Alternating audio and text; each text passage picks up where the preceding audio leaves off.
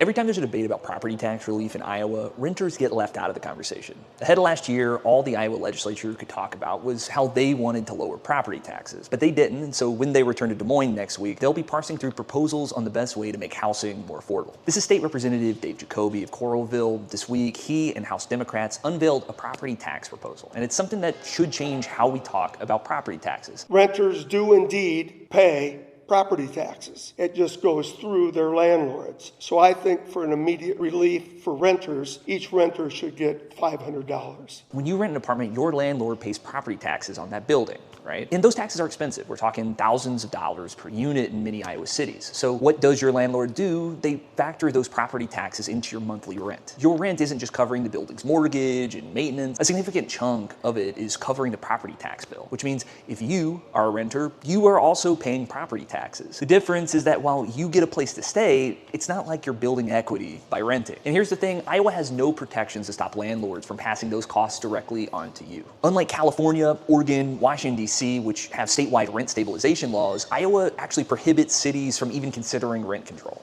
Iowa politicians argue over ways to lower property taxes over the next few months. I think it's a good time to ask whether property tax cuts will lower your rent. Now here's where it gets frustrating. Back in 2013, Iowa passed a property tax bill that lowered property taxes for owners of apartment complexes. The idea was simple. If we cut the property taxes, landlords will pass those savings on to renters like you. Representative Jacoby here voted against that bill, and 12 years later, he's pointing out what many of us already suspected. I'm afraid we have not seen that in the last 12 years. That landlords got a tax break and renters got the shaft. And this isn't unique to Iowa. Across the country, over 50% of renters, that's over 21 million households, spend more than 30% of their income on rent. That means they're considered to be cost burdened by their rent prices. According to the Joint Centers for Housing Studies analysis of census data, 12.1 million households are considered cost burdened, meaning they spend upwards of 50% of their income on housing costs. So I think it's interesting that one of the proposals from House Democrats this year wouldn't just include a $1,000 rebate for homeowners, it would also include $500 for renters. Because if renters are paying into the property tax system through their rent, don't they deserve relief too? But given it's a proposal from the minority party in a state that bans rent control and has seen landlords keep tax savings for themselves before, do renters actually have a chance of having lower rent this year? For Iowa Starting Line, I'm Zachary Oren Smith. Thanks for watching.